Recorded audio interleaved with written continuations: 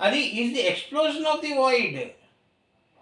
ఈ యొక్క ఓంకారము అటువంటి నిరీశ్వరుణ్ణి ఈశ్వరుని చేసింది. ఆ నాదము పరానాదము. పరానాదము ఎక్స్‌ప్లోజన్, బిగ్ బ్యాంగ్ థియరీ. పూర్వం ఏముంది? ఏమీ లేదు. ఎవరికి అవునా? అనుత్తర లిపి ఏముంది సృష్టికి పూర్వం అంటే ఎవరికి తెలీదు. అటువంటి మౌనంగా ఉన్న ఆ యొక్క అటువంటి శూన్యాన్ని బద్దల కొట్టి ఇంత అండపిండ బ్రహ్మాండాల్ని ఈశ్వరుడు నిరీశ్వరుడు నుంచి ఈశ్వరుడై ఈ సృష్టిని చేశాడు.